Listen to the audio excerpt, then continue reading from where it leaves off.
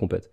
Et ils arrivent au moment où ils doivent prendre le plateau pour donner la séance. Et en fait, ils transpirent toujours de leur entraînement, ou ils ont toujours leur dernière série de squats en tête, ou l'échec sur leur snatch, machin. Et ils sont pas dans le WOD. Et ils ont peut-être pas préparé, comme on l'a dit, un bon lesson plan. Ils ont pas anticipé, ils ont pas réfléchi au cours comme il faut. Jess était une des rares qui était capable de bien séparer les choses. Elle l'a même dans le podcast, elle l'a bien dit. Elle a dit, moi, il y a des moments où je m'entraîne, c'est des moments où je m'entraîne, c'est sacré. Et les moments où je coach sont loin de ces moments-là, et je segmente bien les deux, quoi. Et je pense qu'il y en a beaucoup justement on en a déjà parlé de façon dans le podcast, mais qui deviennent coach parce qu'ils aiment le CrossFit et qu'ils ont envie de le pratiquer plus, ils ont envie de s'entraîner plus. Ouais. Et c'est pas une raison pour devenir coach en fait. Si t'as pas l'envie de transmettre, ça va être compliqué. Ouais, voilà, c'est pas pareil. Enfin, si c'est une raison, mais en même temps, c'est pas suffisant. C'est comme tous les mecs qui disent que leur métier c'est je suis athlète CrossFit. Ah bon? Tu gagnes de l'argent avec ça? Tu gagnes ton oseille comment? En fait, je suis au chômage. T'es chômeur alors. T'es pas athlète CrossFit, t'es chômeur. Tu vois, ton métier, c'est ce qui met la bouffe sur la table, c'est ce qui paye les factures. J'ai eu cette discussion avec pas mal de coachs parce qu'il y en a beaucoup qui tombent dans le panneau. Ils pensent que de coacher, ça va leur permettre juste de s'entraîner et d'être un putain d'athlète. Mais à un moment donné, ou alors tu seras un mauvais coach. Si tu tiens ta boxe, si c'est ta boxe, oh là là, tu vas te faire beaucoup de mal. Et dans un an, tu vas te demander pourquoi t'as pas assez d'adhérents pour payer le loyer ou pour embaucher un autre coach et pourquoi t'es fatigué et machin.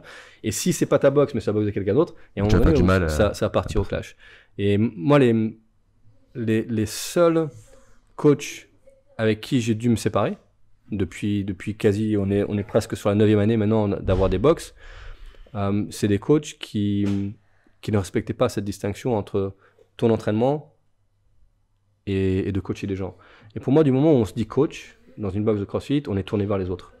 Et il y avait un super coach, je ne donnais pas son nom, mais s'il regarde ça, il va se connaître.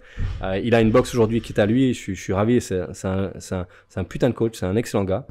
Mais j'ai dû me séparer de lui il y a quelques années parce que 3 fois on a eu la même discussion. Et la deuxième fois, je dis c'est la dernière fois qu'on parle de ça. C'est-à-dire, si tu coaches à 16h, à 16h moins 10, t'es douché, t'es propre, et t'es devant le tableau à accueillir les gens qui vont faire la séance de 16h avec toi. T'es pas en train de faire ta dernière série de squat. Je descends à 15h54 et le mec il est toujours en train de snatcher. Deuxième discussion. Exactement la même discussion. C'est putain, on a parlé de ça il y a quelques semaines. Ouais, je sais, mais bon, j'étais sur mon 1RM. Je dis, mais je m'en bats les couilles de ton 1RM. C'est vrai. C'est vrai. À 16h, il y a des gens qui vont venir à la boxe qui ont du mal à trouver 1 heure dans leur journée pour se faire du bien. Ils nous font confiance, ils te font confiance en tant que coach avec 1 heure de leur temps. C'est tout ce qu'ils ont. Après, ils doivent courir à gauche, à droite, machin. Et toi, tu vas arriver en retard, pas préparé, pas la tête dedans, parce que tu veux gratter 0,5 kg sur ton snatch. Et parce que t'es athlète de haut niveau, en CrossFit. Ouais, donc je lui ai dit, c'est la dernière fois qu'on parle de ça. Et puis, pas loupé, encore une dizaine de jours plus tard, j'arrive et... Pareil. Et là, en fait, j'étais dans le bureau et puis il rentre dans le bureau à 15h58 pour changer de t-shirt. Il enlève son t-shirt transpirant et je regarde, tu coaches 16h là? Il me fait ouais. Ok, fais ta séance, on se voit après. Il savait. Ouais. Et à 17h, on s'est vu et je dis tu vides ton casier. Ah non, mais je coach, non, c'est bon, on s'en occupe. C'est fini, c'est gone. Je te paierai tes cours jusqu'à la fin du mois, mais t'es gone.